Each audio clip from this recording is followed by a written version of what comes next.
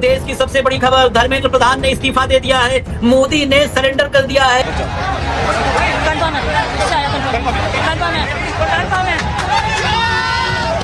धर्मेंद्र प्रधान ने रिजाइन कर दिया है।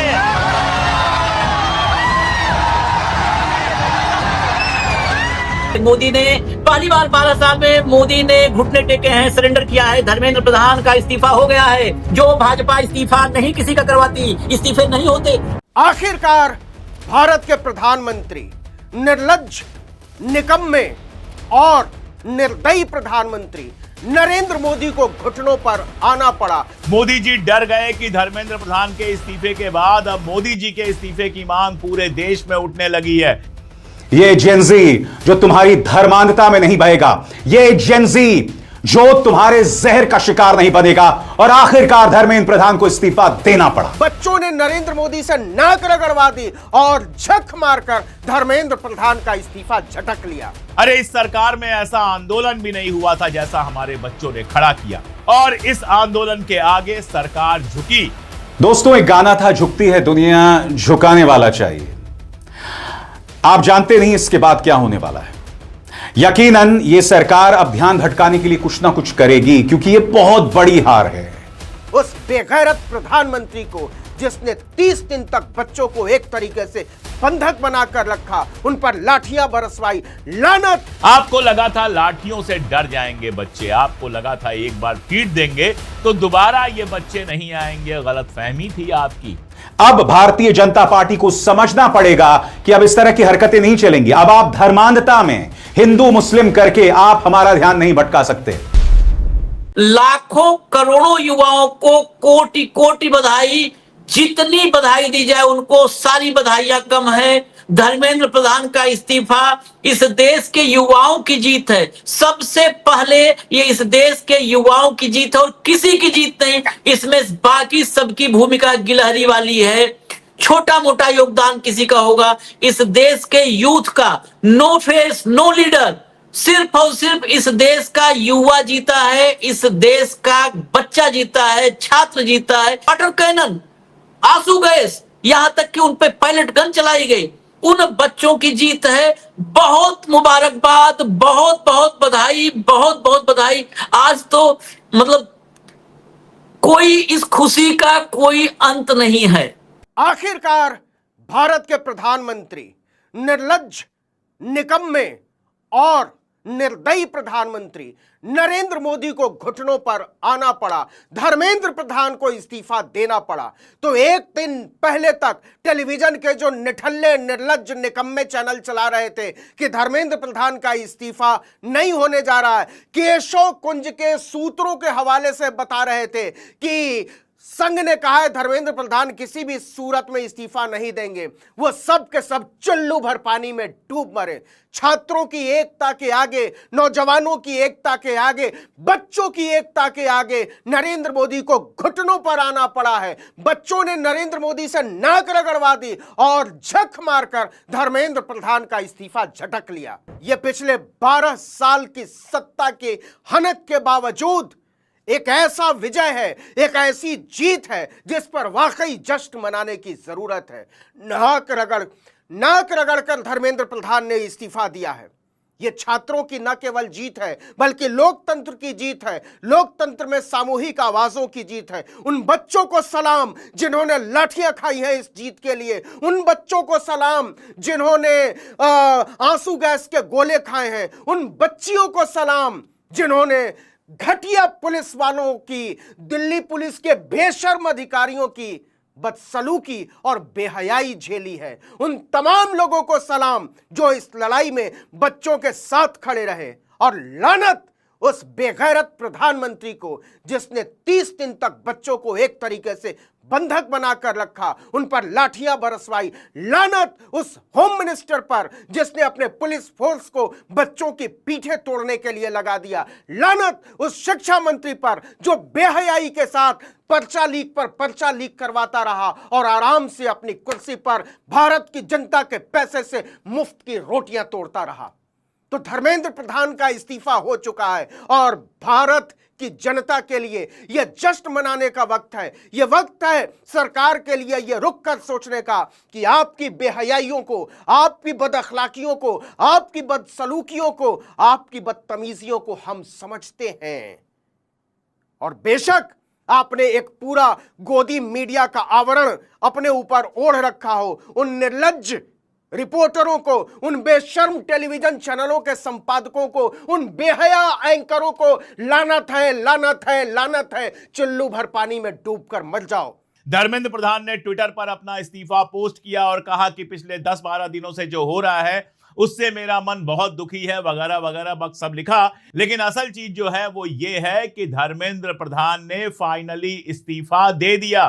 मोदी जी डर गए कि धर्मेंद्र प्रधान के इस्तीफे के बाद अब मोदी जी के इस्तीफे की मांग पूरे देश में उठने लगी है। मुंबई में जबरदस्त भीड़ आई है, आज बिहार में आंदोलन हुआ, उसमें हिंसा भी हुई, और दिल्ली में इंटरनेट बंद होने के बावजूद, खाना बंद करने की, मतलब जोमेटो स्विगी का खाना बंद करने के ऐलान के बावजूद, दुनिया भर की पुलिस, सीआरपीएफ और जाने क्या क्या लगाने के बावजूद यहां के बच्चों ने जो ताकत दिखाई है, मैं सलाम करता हूं इन बच्चों को। मैं सर झुकाता हूं इन बच्चों के सामने कि इनकी जिद के आगे एक ऐसी सरकार को झुकना पड़ा जिसके नेता मंत्री कहा करते थे कि इस सरकार में इस्तीफा नहीं होता है। अरे इस सरकार में ऐसा आंदोलन भी नहीं हुआ था जैसा हमारे बच्चों ने खड़ा किया, और इस आंदोलन के आगे सरकार झुकी। सब करके मोदी जी ने देख लिया। 20 तारीख को लाठी चलवाई। हमारे दोस्त हैं प्रशांत टंडन, उन्होंने एक बड़ी खूबसूरत बात लिखी है कि भाई हमारी पीढ़ी तो पिट पिट के बड़ी हुई थी।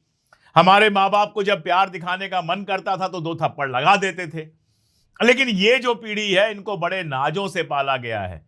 हमने अपनी बेटियों पर कभी, अपने बच्चों पर कभी हाथ नहीं चलाए, और इन बच्चों पर जब 20 तारीख को लाठियां चली, जब हम लोगों ने देखा कि हमारे वो बच्चे जिनको हमने नाजों से पाला है उनको पुलिस बर्बरता से मार रही है, तो बर्दाश्त नहीं हुआ। सोनम वांगचुक, अभिजीत दीपके, सौरभ दास, सबका शुक्रिया। किसी से कोई शिकायत नहीं है, जो शिकायत होगी बाद में करेंगे। दुख बस इतना है कि ये लोग साथ में खड़े नहीं थे, लेकिन छोड़ दीजिए, उस पर बाद में बात हो जाएगी।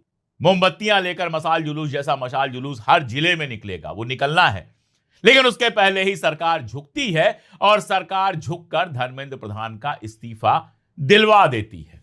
नरेंद्र मोदी जी, अगर बच्चों पर लाठी चलाने से पहले आपने ये कर दिया होता तो आज आपको इतनी गालियां नहीं सुननी पड़ती। आज आपके इस्तीफे की मांग गली गली में नहीं हो रही होती। आज बच्चों की माएं और उनके बाप सड़क पर आकर आपका इस्तीफा नहीं मांग रहे होते, लेकिन आप लोग तो अड़े हुए थे। ये नई पीढ़ी है जो आपके ही टाइम में पढ़ लिख कर बड़ी हुई है। इसने कांग्रेस का राज भी नहीं देखा है। इससे आप ये नहीं कह सकते कि कांग्रेस के जमाने में ये हुआ था। आपको लगा था लाठियों से डर जाएंगे बच्चे, आपको लगा था एक बार पीट देंगे तो दोबारा ये बच्चे नहीं आएंगे। गलतफहमी थी आपकी। ये आपकी गलतफहमी थी कि ये कोमल बच्चे दोबारा नहीं आएंगे। बच्चे तो आके कह रहे थे, अंकल आज भी लाठी चलाएंगे क्या? ये बच्चे पुलिस से कह रहे थे कि तुम्हें शर्म नहीं आती, किस मुंह से घर जाओगे और बच्चों को अपने मुंह दिखाओगे कि बच्चों को मार कर आए हो। ये बच्चे अपनी सफाई खुद कर रहे थे। ये बच्चे वहां पर एक दूसरे के खाने का ध्यान रख रहे थे, और रख रहे थे नहीं, रख रहे हैं। अभी जंतर मंतर खाली नहीं हुआ है। जंतर मंतर से जश्न के वीडियो जरूर आ रहे हैं, जिनको देखकर मेरा मन एकदम खिला हुआ है। जो 12 साल की जेल बनाई गई थी, उस जेल को तोड़ दिया है इन बच्चों ने। जो 12 साल से ये एक परसेप्शन बनाया गया था कि विरोध नहीं किया जा सकता इस सरकार का, वो बिखर गया। यकीनन ये सरकार अब ध्यान भटकाने के लिए कुछ ना कुछ करेगी, क्योंकि ये बहुत बड़ी हार है। इसी तरह से हमारे किसानों ने ना कुछ चने चबवा दिए थे। पहले आप कृषि कानून लाते हो, उसके बाद किसान जब सड़क पर उतरता है तब 750 किसान मर जाते हैं। और प्रधानमंत्री नरेंद्र मोदी ने स्वर्गीय राज्यपाल सत्यपाल मलिक से कहा था कि मेरे लिए थोड़ा ना मरे हैं। उसके बाद प्रधानमंत्री नरेंद्र मोदी को कहना पड़ता है कि मेरी तपस्या में कोई कमी रह गई होगी। मैंने कहा ना दोस्तों, अब जवाबदेही का वक्त आ गया है, और जवाबदेही जेन जी तय करने वाला है, इस देश का युवा करने वाला है। अब भारतीय जनता पार्टी को समझना पड़ेगा कि अब इस तरह की हरकतें नहीं चलेंगी। अब आप धर्मांधता में हिंदू मुस्लिम करके आप हमारा ध्यान नहीं भटका सकते। मीडिया को भी बदलना पड़ेगा, मीडिया को अपनी सोच बदलना पड़ेगा, और असली मुद्दे उठाने पड़ेंगे। असली मुद्दे उठाने पड़ेंगे आपको। लोगों के सरोकार से जुड़े मुद्दे उठाने पड़ेंगे। मैं उम्मीद करता हूं, और अब भी मुझे अपनी सरकार पर विश्वास है, मैं उम्मीद करता हूं कि अब आप असली मुद्दों पर फोकस करेंगे, लोगों पर जुल्म नहीं करेंगे। आपको हार का सामना करना पड़ा है, इसके एवज में कहीं जो संस्थापक थे कॉकरोच जनता पार्टी के, उन्हें टारगेट ना किया जाए। मुझे इस बात की चिंता है, कहीं उन्हें टारगेट ना किया जाए। यह आरंभ है दोस्तों, और यह आरंभ प्रचंड है। इस देश के युवा ने बता दिया है कि हंसकर, मजाक बनाकर, जश्न मनाकर वो इस सरकार की नींव हिला सकता है। और यह महज आगाज है, यह शुरुआत है। मैं आपको बतलाना चाहूंगा दोस्तों कि जब कांग्रेस की सरकार हुआ करती थी तो 2010, 11, 12 के आसपास अहंकार बढ़ गया था। मगर फिर अन्ना आंदोलन हुआ। हालांकि वह अन्ना आंदोलन बाद में जाकर क्या हुआ कोई नहीं जानता।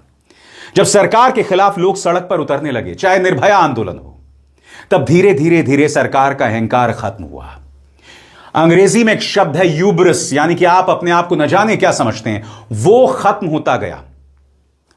अब इस सरकार को अपना यूब्रिस, अहंकार, वो त्याग करना पड़ेगा।